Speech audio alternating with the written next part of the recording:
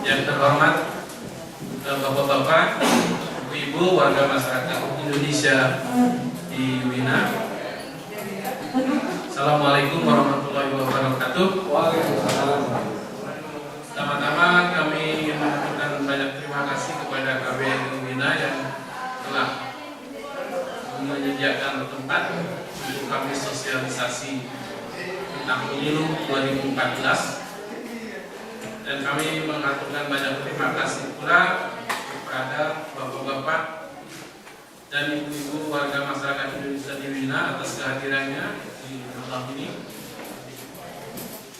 Seperti telah kita ketahui, beberapa bulan lagi kita akan menghadapi pesta demokrasi pemilu yang biasa diselenggarakan setiap 5 tahun. Dan kali ini insya Allah akan diadakan di Wina ini pada tanggal 5 April 2014 untuk pertama kali memilih calon legislatif. Dan setelah itu selanjutnya kita akan memilih presiden dan wakil presiden. Untuk itu panitia pemilihan luar negeri Wina mengajak Bapak, Ibu, dan saudara semua warga negara Indonesia yang berdomisili di Austria dan Slovenia untuk ikut berpartisipasi dalam mensukseskan pemilu 2014 nanti. Sebagai warga negara yang baik, marilah kita manfaatkan dan gunakan hak pilih kita dengan sebaik-baiknya. Pada kesempatan ini PPLN Wina akan memberikan paparan informasi mengenai hal-hal yang perlu diketahui dalam hal pemilu luar negeri khususnya di Austria yang akan diselenggarakan di Wina pada April 2014 nanti. Dan setelah paparan nanti akan dibuka seksi tanya jawab. Untuk menyingkat waktu, maka persilakan Bapak Victor Siregar untuk memberikan paparannya. Beliau sebagai Ketua PPLN di Wina. Silakan.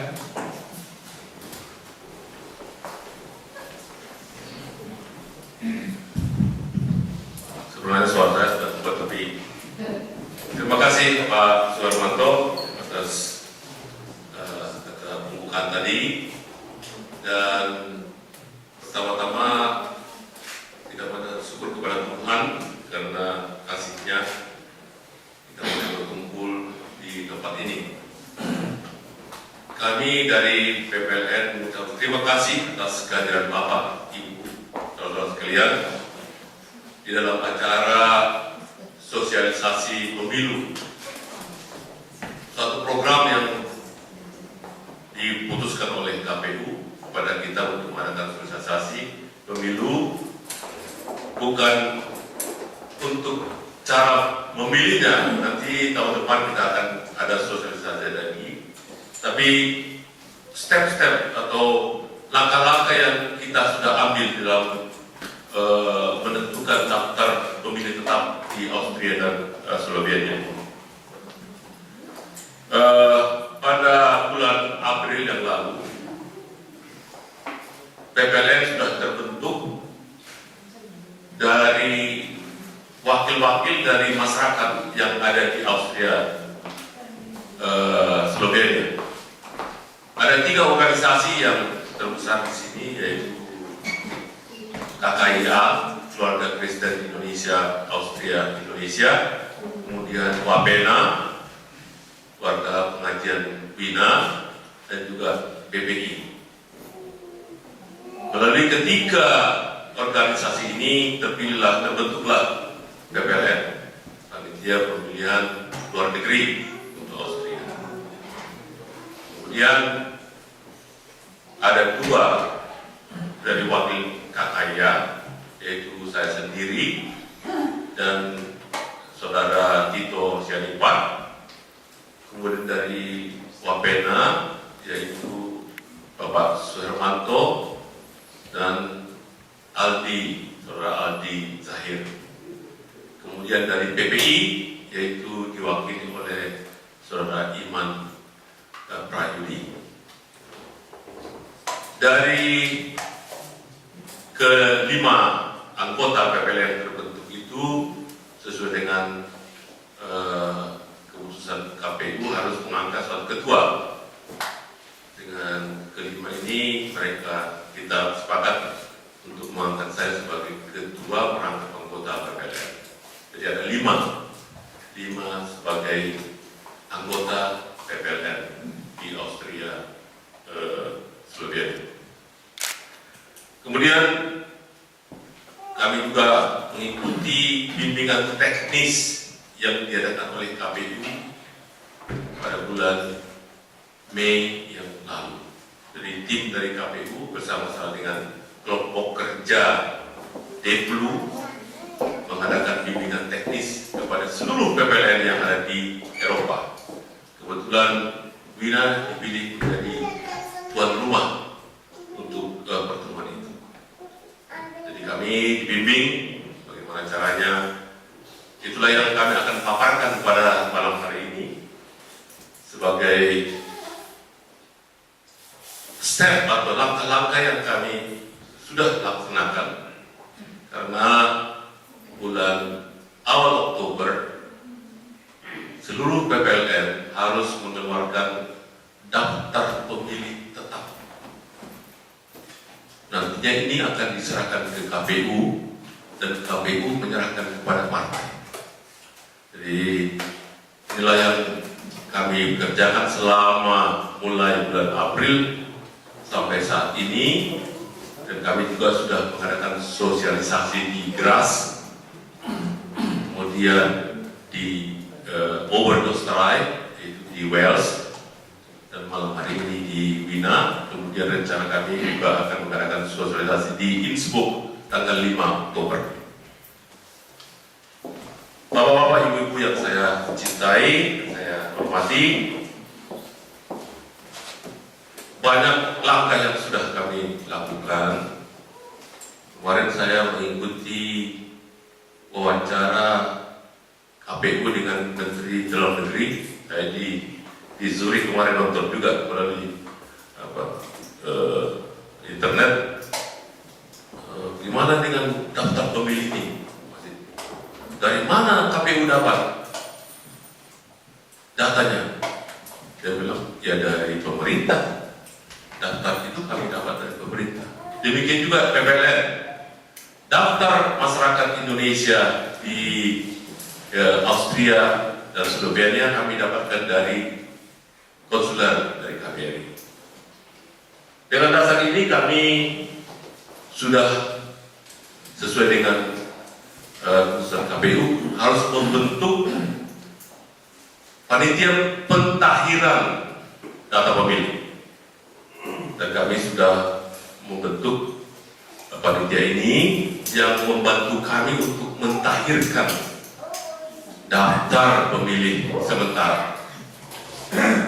Kemudian kami sudah membuka dengan bantuan KBRI, membuka icon PPLN di website KBRI.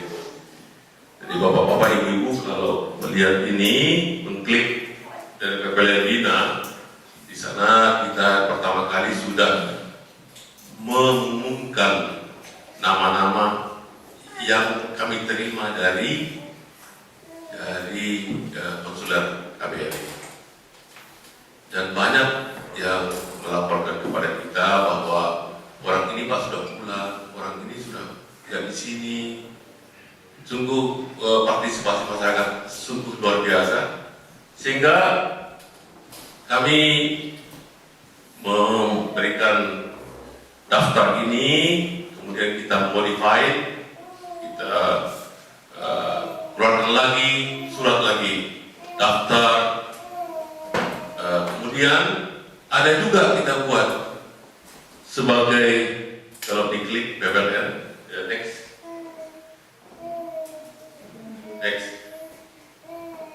Nah, inilah PPLN Wina. Di sebelah kiri ini ada daftar pemilih sementara, kemudian ada pendaftaran online. Jadi kami mengumumkan kalau namanya belum ada di situ, klik aja itu, nanti akan ada formulir pendaftaran, kemudian send, itu akan dikirimkan kepada kami. Jadi data itu akan masuk ke email kami dan kami akan masukkan ke dalam daftar kami. Ini step yang kami lakukan selama ini. Kemudian next, sebagai apa yang saya sampaikan tadi, yang akan kita paparkan pada malam hari ini adalah tentang pemilu, kemudian dasar hukum pemilu luar negeri, tugas, fungsi dan tugas pokok PPLN dan KPPSLN, itu kelompok penyelenggara pemungutan suara luar negeri, info penting penyelenggaraan pemilu, dan yang terakhir adalah penutup. Pemilu secara umum itu azas penyelenggaraan pemilu adalah beberapa kutip di sini: mandiri, jujur, adil, kepastian hukum, tertib penyelenggaraan pemilu, kepentingan umum, keterbukaan, proporsionalitas, akuntabilitas, efisiensi dan efektivitas. Penyelenggaraan pemilu adalah KPU di seluruh Indonesia, ada KPU provinsi, ada KPU kabupaten, kota yang bersifat hierarkis dan tetap, sedangkan PPLN bersifat ad hoc. Siapa yang bisa memilih? Warga negara yang pada pemungutan suara telah genap 17 tahun atau sudah pernah kawin atau sudah kawin atau pernah kawin menjadi hak untuk memilih hak pemilu. Kemudian siapa yang bisa memilih apabila terdaftar di dalam daftar pemilih. Kemudian siapa yang bisa memilih adalah seorang pemilih hanya mendaftar satu kali daftar pemilih di PPLN pada setiap, mungkin bukan kelurahan tapi setiap daerah akreditasi KBRI. Apabila seorang pemilih memiliki satu tempat tinggal, pemilih tersebut harus menentukan satu di antaranya alamatnya sesuai dengan alamatnya dalam daftar identitas kependudukan atau paspor untuk ditetapkan sebagai tempat tinggal yang bisa dalam daftar pemilih. Jadi kemungkinan keluarganya di Jerman, dia di sini, dia harus memilih satu. Dia memilih di Jerman atau tetap di Jerman atau di sini. Nanti ada kenapa saya juga pertanyakan dalam bimbingan tes teknis di KPU, karena Bratislava hanya 1 jam dari sini. Bisa aja dia di sini, bisa dia 1 jam kan tidak lama. Padahal waktu pemilihan kan lama nanti. Nanti saya akan beritahu bagaimana cara untuk meng-counter supaya tidak ada double suara. Dasar hukum pemilu di luar negeri dari Undang-Undang Nomor 8 tahun 2012, yaitu pasal 158 pemungutan suara bagi warga negara yang berada di luar negeri hanya untuk calon anggota DPR. Kemudian pasal 2323 hasil perolehan suara dari pemilih luar negeri dimasukkan sebagai perolehan suara untuk daerah pemilihan DKI Jakarta 2. Nah, ini sebagai struktur dari PPLN itu. Jadi KPU memilih dan menetapkan PPLN, kemudian PPLN memilih dan menetapkan PPD, jadi panitia pentakhiran daftar pemilih. Ini sudah kita laksanakan dan sesuai dengan peraturan KPI hanya 2 bulan untuk periode dari PPDB. Kemudian nanti bulan Januari kita akan memilih dan mengangkat KPPSLN, jadi kelompok pelaksana pemungutan suara di luar negeri. Jadi bukan kami yang melakukan di TPS, tapi KPPSLN yang mengangkat nanti. Nanti kita akan maksimum paling banyak 7 orang, tapi paling sedikit 3 orang sebagai anggota KPPSLN. Kemudian kami dibantu oleh Sekretariat PPLN. Dalam hal ini KPU menetapkan Pak Denny dan Ibu Novi sebagai sekretariat PPLN. Kedudukan tugas pokok dan wewenang PPLN untuk melaksanakan pemilu anggota DPR daerah pemilihan DKI Jakarta 2. Jadi suara kita nanti masuk wilayah Jakarta 2. Kemudian PPLN dibentuk oleh KPU dan bertanggung jawab kepada KPU. Jadi kita bukan bertanggung jawab ke Pokja dulu, tetapi bertanggung jawab langsung ke KPU.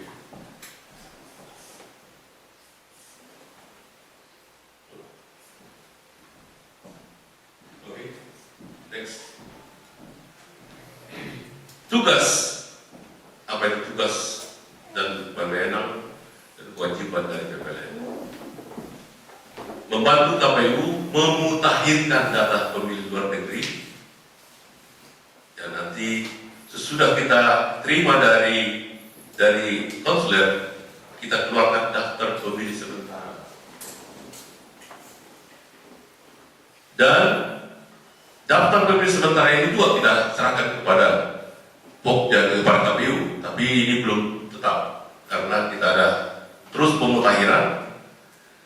Kemudian langkah yang kedua yang kita laksanakan setelah kita mendapatkan daftar ini dengan alamat yang ada di KBRI, kita mengirim surat 730 surat yang kita kirimkan kepada seluruh pemilih yang ada di Austria, dan yang kembali kepada kita 130.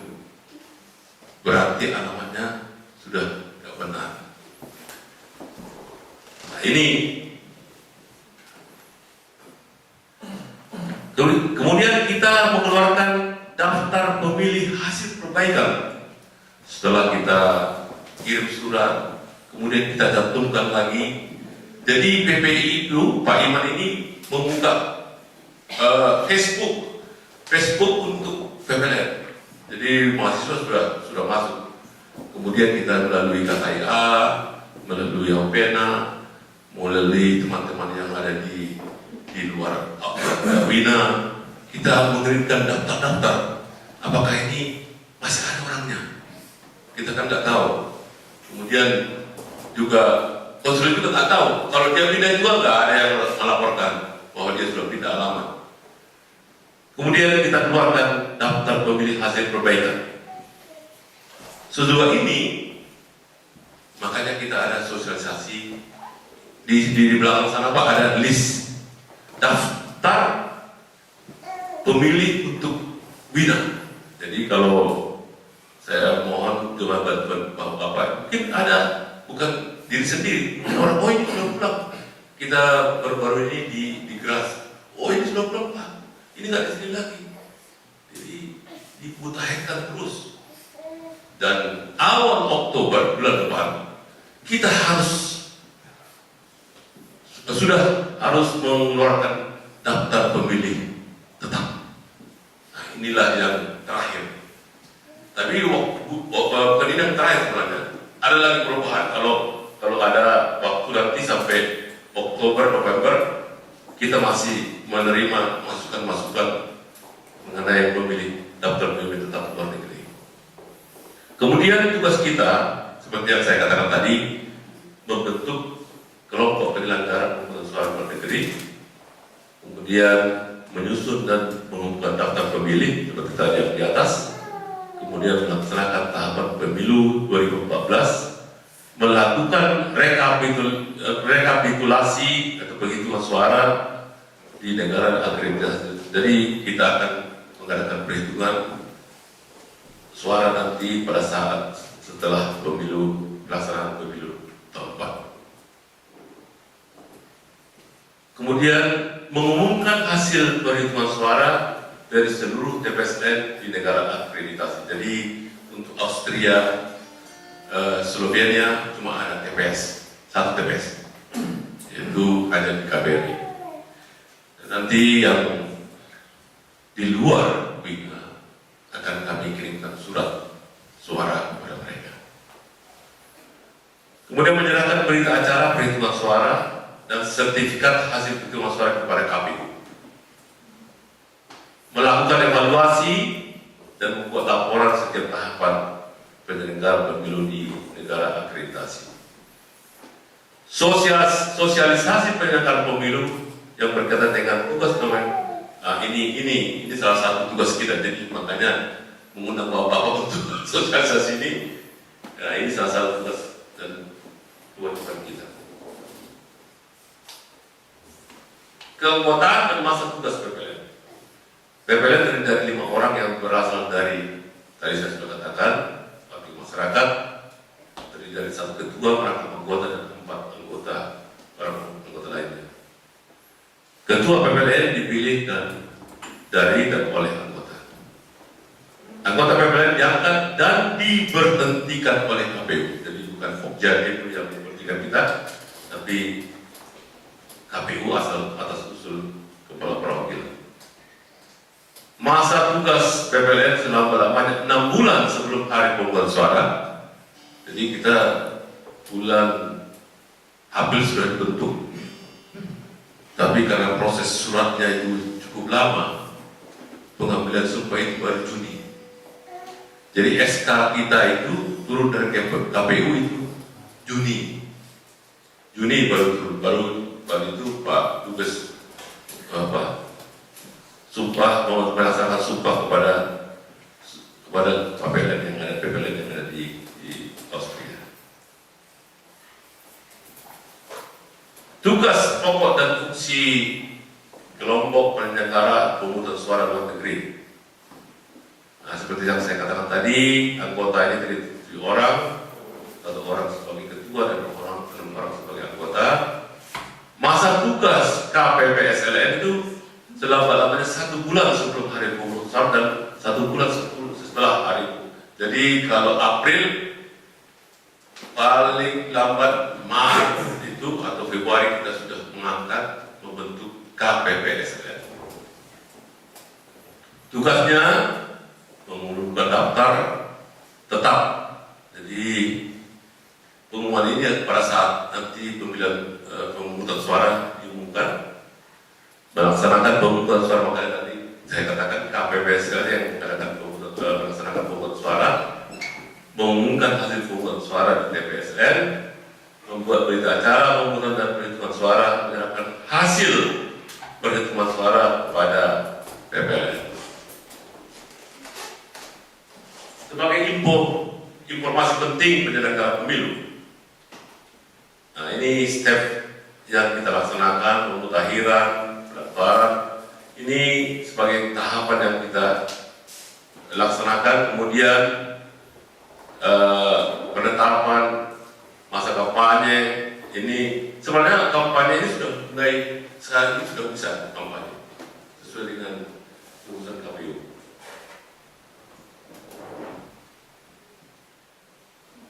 Timetable, jadi waktu kapan sih pemilunya? Untuk Indonesia itu akan diadakan tanggal 9 April 2014. Nah, ini tahap-tahap yang dilaksanakan di Indonesia. Jadi pendaftaran, pencalonan DPR, kemudian pemutahiran, ini di Indonesia. Kalau di luar negeri, penyusunan daftar pemilih luar negeri 1 April 2013 sampai 8 Oktober. Dari 8 Oktober paling lambat kita sudah menyerahkan daftar pemilih tetap di Austria. Berapa orang? Kemudian kampanye iklan media sebenarnya ini 2013 sudah mulai untuk kampanye. KPU memutuskan masa pemilihan di luar negeri bukan tanggal 9. Dia kasih periode dari 30 Maret sampai 6 April. Saya juga bingung kenapa. Ya tergantung kepada maunya. Pokoknya periodenya sekian. Jadi waktu kita bimbingan teknis dari KPU, saya bilang kenapa nggak ditentukan aja Pak? Ya belum tentu. Di Indonesia itu tanggal 9 April itu hari Rabu kalau nggak salah. Ya Di sini mungkin Sabtu lebih bagus, ya Sabtu aja. Akhirnya kita sepakat tanggal 5 April. 5 April itu Sabtu. Dan seluruh Eropa, waktu itu semua PPL Eropa kumpul sepakat supaya tidak ada nanti ganda suara yang bisa ke sana, dia tidak kalau di sini tanggal 5, di sana tanggal 6. Nah ini bisa aja, ya, kita nggak tahu. Kemudian saya katakan tadi bahwa di seluruh Eropa pemungutan tanggal 5 ini sudah kesepakatan kita semua.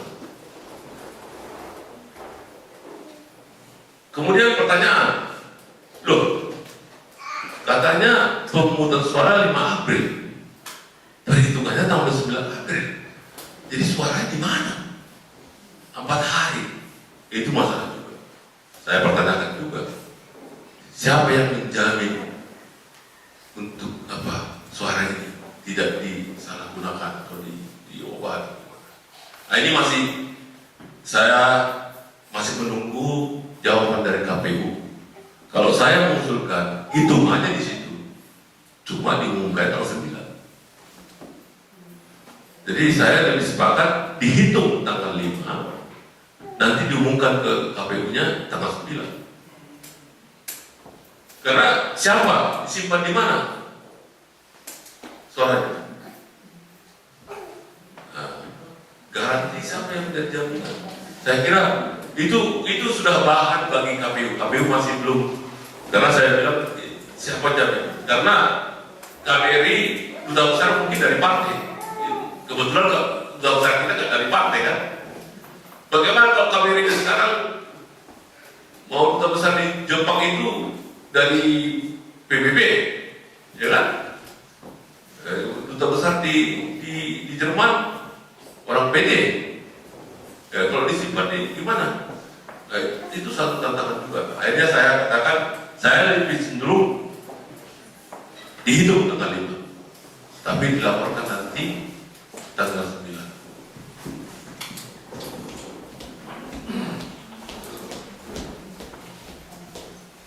Ada 5 arti penting pemilu, Bapak Ibu Saudara yang saya hormati. Pemilu adalah wujud demokrasi.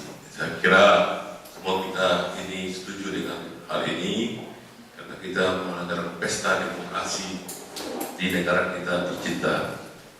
Kemudian bentuk mutlak partisipasi politik bernegara, memilih orang atau partai sebagai pemegang mandat kekuasaan, menentukan masa depan bangsa, dan seperti katakan tadi, pesta demokrasi. Sebagai penutup, Bapak Ibu, memilih adalah hak setiap warga negara. Gunakanlah hak pilih Anda sebaik-baiknya. Terima kasih.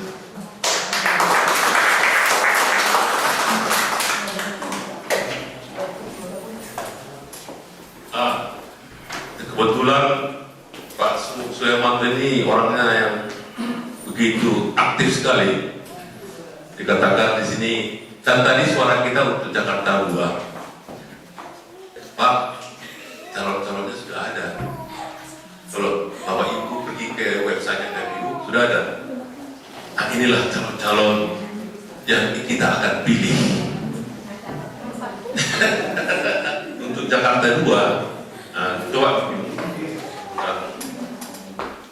105, 100 saja.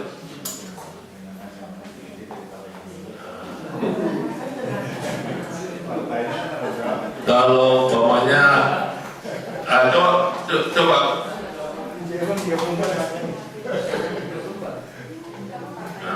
Coba dituliskan. Untuk Partai Nasdem,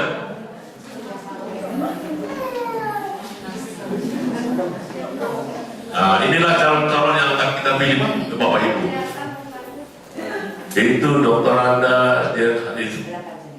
Jadi Bapak Ibu bisa ke website KPU, bisa lihat calon-calon yang akan kita pilih. Jadi sekarang ini jangankan profilnya juga, CV-nya juga dicantumkan siapa, orang hartanya berapa.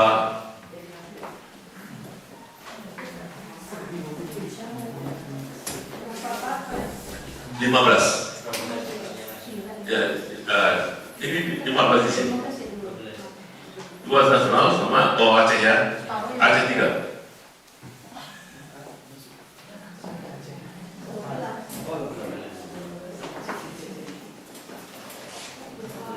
Nah ini dari PDIP, ini PKS, PDIP yang merah.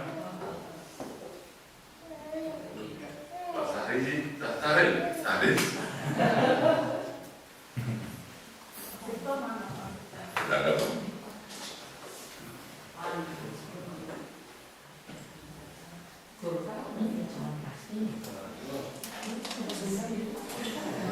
Jadi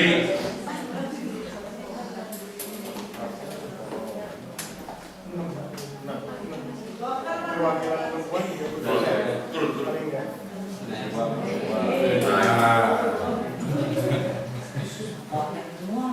Jadi nanti nama-nama itu nanti ada di kotak, di kertas suara itu masih ada nama-namanya. Jadi sistem pencoblosan juga belum kita terima bagaimana caranya. Nanti tahun depan kita akan adakan sosialisasi lagi supaya surat suara tidak sah atau harus ada syarat-syaratnya. Oke? Kalau belum lihat nanti bisa dilihat. Terima kasih.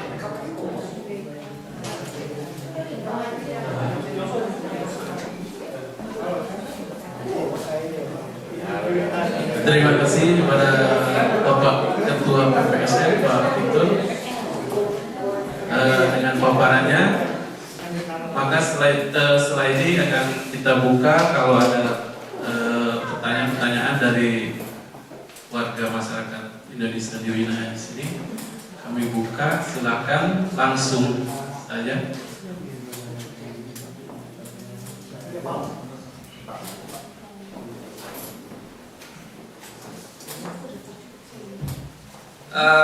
Terima kasih Pak Victor dan Pak Surnanto atas paparannya sangat informatif.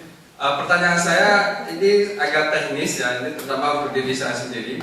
Saya lihat tadi bahwa daftar pemilih tetap itu 8 Oktober ya. Sementara saya mau pulang ke Indonesia itu Januari, jadi saya juga belum terdaftar di Indonesia. Dan juga belum terdaftar di sini gitu, karena saya masih bingung karena saya belum tahu tadi tanggal daftar pemilih tetap itu. Nah, apakah saya sebaiknya daftar dulu di sini nanti baru dikasih surat pengantar untuk pindah atau bisa memilih di Jakarta? Terima kasih. Ada lagi pertanyaan? Mungkin ada. Ya, silakan. Terima kasih Pak. Cuma ingin menanyakan mengenai yang tadi KPPSLN itu kan kalau nggak salah tadi di penjabarannya adalah dibentuk selama-lamanya 1 bulan sebelum pemilihan dan dibubarkan 1 bulan setelahnya gitu. Itu satu paket nggak dengan pemilu dan juga pemilihan presiden? Apakah KPPSLN kemudian dibubarkan sebelum pemilihan presiden, kemudian dibentuk kembali, artinya keanggotaannya bisa berubah gitu, ataukah satu paket KPPSLN, pemilu, dan juga pemilihan presiden? Itu yang pertama Pak. Kemudian yang kedua, tadi mengenai teknis pemilihan yang tanggal 5 April di Eropa ya Pak, betul ya? Ya. Yang ingin saya tanyakan adalah, di Indonesia itu kan tanggal 9 ya Pak? Tanggal 9, jadi tadi ada jeda waktu tanggal 5 sampai tanggal 9. Nah kemudian salah satu rekomendasi Pak Victor tadi adalah bahwa kita akan hitung dulu. Nah, di situ apakah kemudian tidak akan dalam tanda kutip akan bocor ke media, sebab ini akan berpengaruh juga. Kalau misalnya itu tanggal 9, tanggal 5 dihitung, tanggal 9 diumumkan, tapi kalau ada yang dengar, mungkin ada saksi kemudian dia menyebarkan ke media, bisa jadi mempengaruhi di Indonesia Pak. Misalnya Demokrat menang di Jerman, atau misalnya PKS menang di Saudi, itu cukup di Indonesia itu suaranya itu cukup menjadi bisa mempengaruhi pemilih gitu. Mungkin itu yang bisa pertanyaan saya adalah bagaimana teknisnya, apakah kemudian tidak takut ada bocoran di situ atau bagaimana? Terima kasih. Ada satu lagi.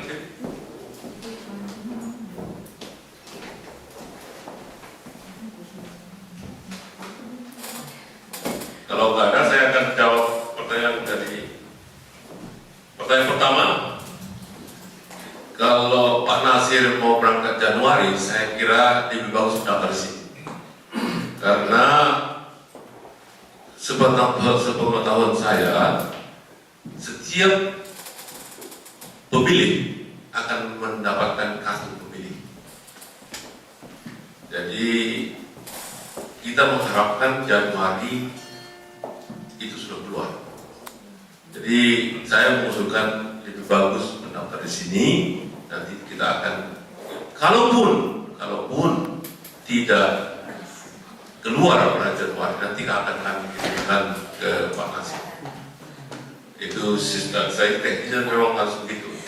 Jadi setiap pemilih akan kita kirimkan kartu pemilih untuk dibawa ke TPS.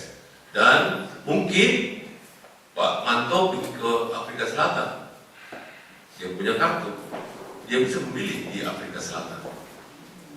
Jadi kartu itu sebagai tanda kita bahwa kita sudah terdaftar menjadi pemilih. Yang kedua, mengenai KPPSL, memang ini suatu pertanyaan juga ke KPU. Tetapi KPU mengusulkan satu paket. Walaupun nanti di dalam pelaksana, kalau saya tidak salah mungkin pemilihan presiden, wakil presiden Juli. Jadi kalau kita bentuk Maret, berarti Mei sudah harus selesai. Ini mungkin mengarah kepada apa Pak? Dana yang dibutuhkan untuk itu. Jadi kita bubarkan, nanti kita bentuk lagi seperti satu paket. Itu juga orang itu juga nanti bulan Juni untuk sampai Agustus. Nah, jadi memang itu satu pertanyaan dua waktu itu, tapi KPU usulkan satu paket aja, tapi satu bulan sebelum untuk berarti Maret ke Mei. Maret sampai Mei mungkin bentuk lagi. Sebenarnya sama aja 1 Juni juga sudah. Jadi saya katakan udah Pak, langsung aja ke Agustus. Dari April ke Agustus. Anggota sama. Anggota sama. Jadi KPPS sama. Yang kedua mengenai pemilihan, memang betul. Memang KPU juga waktu itu ngotot nggak boleh. Tapi yang kita persoalkan, siapa yang menjamin bahwa surat-surat ini digembok atau di mana? Di mana mau kita tahu? Di mana? Di KBRI? Apa Bapak Ibu percaya? Di rumah saya? Apa percaya saya? Itu teknis apa? Jadi sampai sekarang kita masih menunggu mana yang harus. Ini KPU yang memutuskan kita. Makanya saya itu pertanyaan, kenapa tanggal 30 Maret sampai tanggal 6 April? Itu prinsip di mana? Kenapa harus begitu? Dia bilang karena mengingat bahwa ya keadaan di luar negeri itu lain-lain dengan Indonesia. Mungkin ini aja Pak, usul saya kalau boleh ya kan. Kita lihat ini kan pemilu sebelumnya itu bagi yang nggak bisa datang ke KPS, kita kan kirim surat ya, kirim surat dan dikip di KBRI. Kita percaya bahkan yang memilih surat itu lebih banyak kalau saya masalah daripada yang datang. Jadi isu misalnya akan terjadi apa-apa dengan surat suara yang sudah dicoblos itu, saya rasa kita harus keras lah sama PPLN dan KBRI. Karena toh yang untuk melalui surat juga harus sama. Gitu. Memang itu juga ya. Jadi waktu perhitungan dari surat itu biasanya Pak dilaksanakan pada hari A. Jadi bukan diundur. Jadi tahun-5 tahun yang lalu semua itu dihitung sama-sama, yang dari TPS dan yang surat. Jadi tidak ada tenggang waktu. Ya, tenggang waktu penghitungan tidak ada, Ya. tapi surat masuk ke KBRI itu karena seminggu sebelum hari penghitungan sudah Betul, ada. betul Pak. Tapi itu belum kita buka. Karena masukkan dulu ke kotak, baru kita buka. Oh, nama ini, oh coret. Nama ini coret. Ini kan sudah masuk ini. Surat suaranya yang kita hitung sekarang. Ke TPS. Ya, TPS-nya itu dikunci nanti. Jadi Emang begitu. sama dengan surat. Surat itu kan kita masuk, kita buka amplopnya, kita masukkan lagi ke Tidak. kotak. Jadi Kotak kita kunci gitu. tidak, kalau saya yang tahu, kalau surat kita nanti kirim bersama surat, amplop dan perangko. Kemudian di dalam amplop ini surat suara dengan amplop.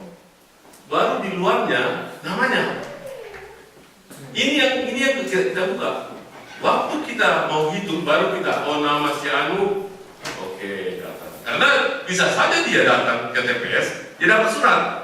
Oh ini namanya sudah datang, ini enggak hitung lagi. Kan bisa saja kan saya di info, contohnya saya datang kemarin, Pak, saya mau milih, dikasih. Tapi kita catatkan uang ini. Itu kirim surat lagi ya, karena kita kirim. Dan dua kan. Nah, waktu kita membuka surat, oh nama si X, oh ini udah datang nih Pak. Jadi bukan surat suara yang kita apa, nama sama surat suaranya. Jadi kalau ini hanya surat suara Pak. Karena ini kita milih surat suara kita masukkan kan. Nah ini yang disimpan. Nah ini lebih bahaya lagi. Kalau menurut saya, kalau surat suara itu bisa dicek. Surat yang datang dari pemilih. Jadi bagaimana ini surat suara ini? Yang ini surat suara gak ada namanya, ini sudah gak ada namanya lagi, sudah surat suara. Tinggal ngitung aja kan? Ya, bagi saya sih nggak apa, nggak ada masalah, nggak ada nama. Betul. Kita kan menghitung berapa PDIP, berapa ini, itu kan yang kita hitung yang dicoblos, ya kan? Sama juga dengan surat suara tadi. Memang untuk pembuktian bahwa orangnya ada atau tidak, itu harus dicek, dibuka pada hari H. Ya. Tetapi suratnya sendiri, surat suara yang mereka coblos itu sendiri, itu kan kita keep juga waktu sampai di KBRI, kita keep menjelang sampai dengan hari H. Kadang-kadang sudah ada bulan seminggu sebelumnya sudah sampai.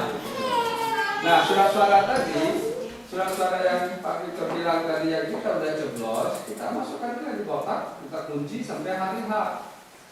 Nanti di hari H, di tanggal 9 kita hitung sama-sama, ya kita harus percaya lah.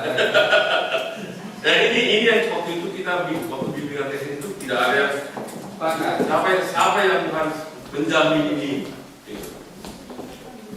Ya memang. Jadi kami serahkan kepada KPU. Kita menunggu keputusan KPU bagaimana caranya.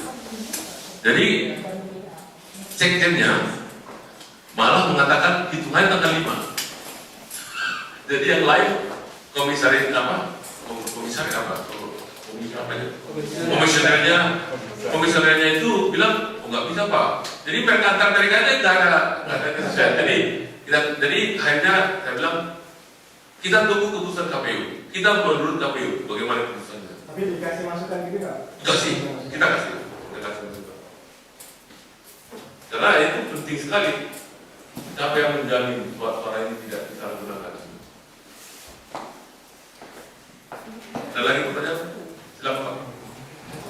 Dari dulu belum pernah ya pemilu diadakan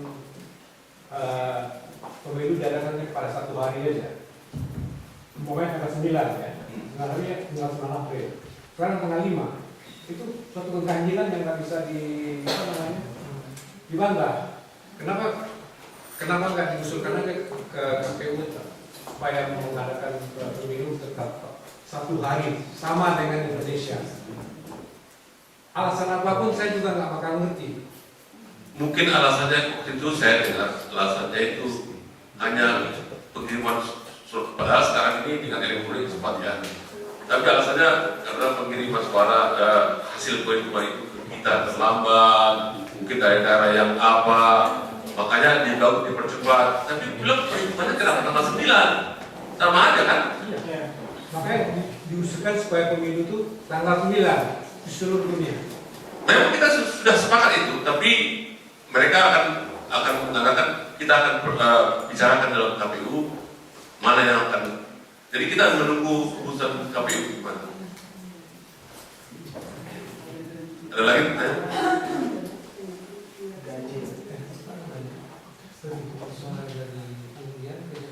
Dan saya mohon bapak-bapak ibu bantuannya juga di dalam pemutakhiran ini. Di belakang itu ada kita buat list untuk seluruh pemilih yang berdomisili di Mina. Seandainya mungkin bapak sudah terdaftar, tapi mungkin ada bapak dengar, ini namanya sudah terdaftar, membantu sekali. Jadi ya ini nggak ada lagi pak, ini nggak ada supaya bisa membantu kami. Dan juga kami mohon di website KBRI di ikonnya PPL itu kami daftarkan ini. Rupanya di sini tidak bisa kita mengumumkan alamat orang untuk security. Makanya kita tidak umumkan alamat di sini. Cuma kita umumkan ini alamatnya sudah berganti. Mohon minta tolong kepada bapak-bapak ibu-ibu lihat ya ada coba listnya itu di listnya ini ada nama-nama yang kami masukkan yang alamatnya salah. Jadi mungkin orangnya tidak melihat, tapi bapak bisa melihat, oh ini nama alamatnya salah ya. Atau menghubungi dia, alamatmu salah. Jadi tolong ke website website PPLN melihat alamat-alamat di 130 surat yang kami kirimkan kembali. Jadi dari 700 kita kirimkan, 130 kembali. Siap. Saya mau tanya, Pak Ketua, dalam kasus seperti saya ya, seperti Pak Ali juga, andai kata saya nggak datang di sini ya, tidak kartunya saya pulangkan. Nah, itu saya boleh berusuk di mana? Pulang. Ya di mana? Di mana aja dengan kartu itu di mana aja? Pasti ya. Pasti. Jadi berarti ibu sudah terdaftar di mana-mana. Tapi persoalannya kan saya penduduk di luar negeri, namanya kan untuk Jakarta. Ya apa? Jadi dengan kartu lain. Ya, ibu ke TPS Tangerang, saya sudah terdaftar di Mina. Nanti kan diberi suara, suara.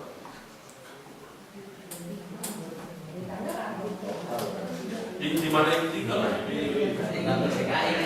Sama dengan dulu saya waktu di Tokyo, ada rombongan delegasi dari Indonesia ke Tokyo, pas hari-hari. Bawa paspor aja. Saya lupa paspor aja. Ya silakan aja, nggak mungkin dia pulang besoknya dia ke sana. Orang harinya seperti tadi Pak Pur, memang harinya harus sama sebenarnya. Hari itu harus sama, hari di mana-mana. Karena nggak mungkin dia pulang ke Indonesia, udah waktunya sudah 6 jam kan.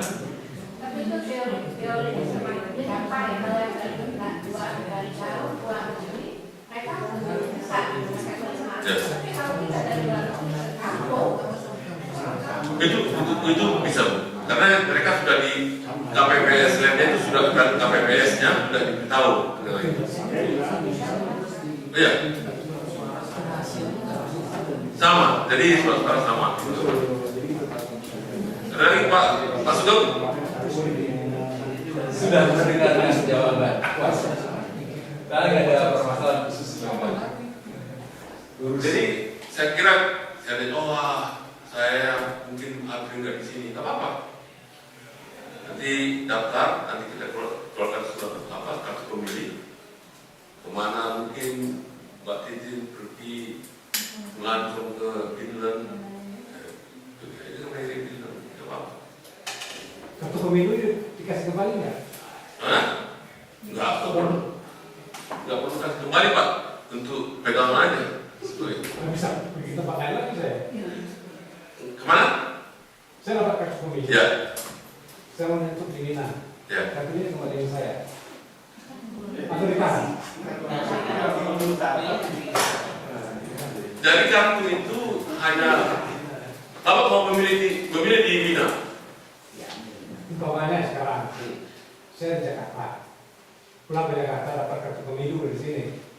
Saya nyoblos di Jakarta. Ya. Kartu pemilu itu kembali ke saya atau ditahan di sana? Enggak, kembalikan. Kembalikan. Kembalikan. Saya bisa pergi ke tempat lain dong. Kemana? Iya. Kemana dong mau? Tapi jadi Jadinya ada transita. Tapi waktu teknis bisa. Seminggu waktunya.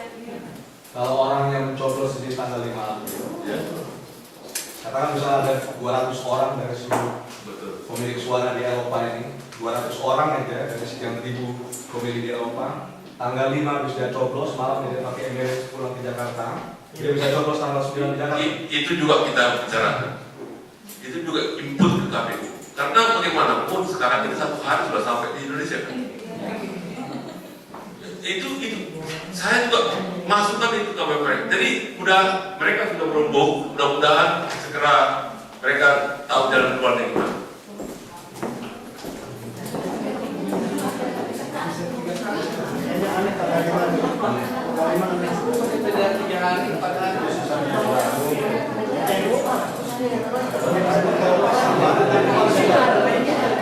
Iya Pak, bisa ke sana ke Saudi, kita bisa ke Romania dulu. Ya apa ya tanggal 5? Ini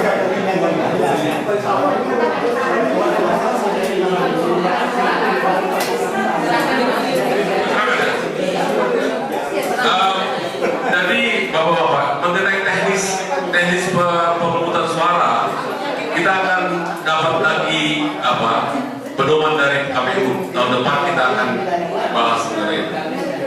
Jadi masukan, terima kasih Pak, masukan itu. Mengenai itu masukan untuk KPU. Nanti bulan Oktober kalau nggak salah kita ada bimbingan teknis lagi dari KPU. Mereka akan mengunjungi kita, tapi nggak tahu di mana tempatnya. Tapi dijadwalkan KPU akan datang lagi, akan kita pastikan bahan. Terima kasih. Mungkin teman-teman bisa catat ini untuk bahan disampaikan kepada KPU. Jadi teknis pemungutan suara itu belum kita terima dari KPU. Hanya soal pemutahiran sekarang. Ya. Betul, harus tanggal 9 ya. Tapi hari Rabu Pak. Tahun yang lalu, pemilu yang lalu, akhirnya Pak. bisa dilakukan Pak, libur. Ya. Di Indonesia libur, tapi di sini gimana nggak mungkin libur kan?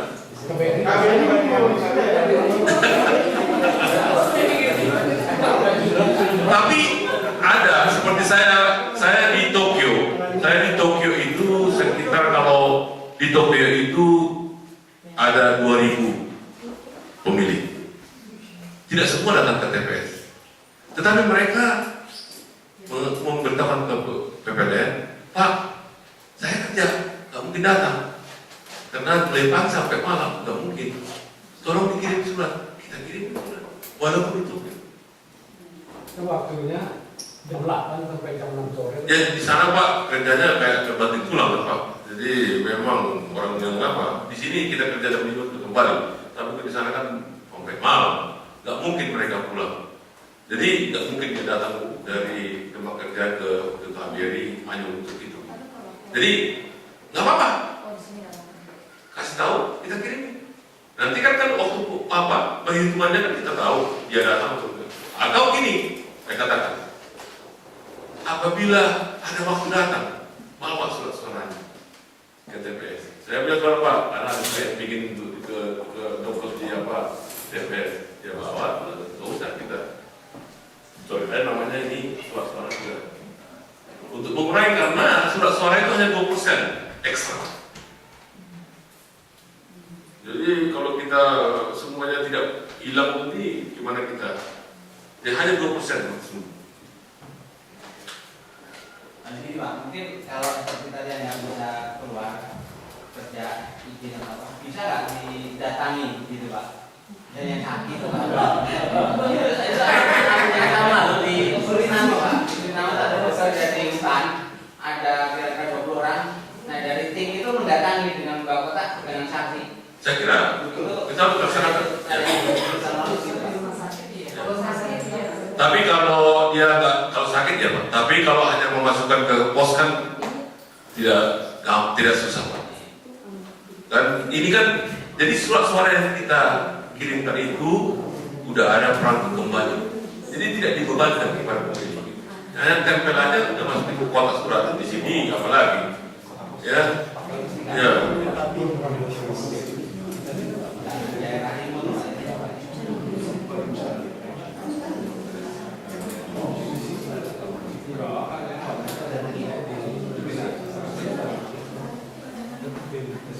Oke, saya kira kalau tidak ada pertanyaan lagi, sekali lagi kami dari PPLN terima kasih atas kehadiran Bapak Ibu, partisipasinya kami inginkan untuk juga membantu kami.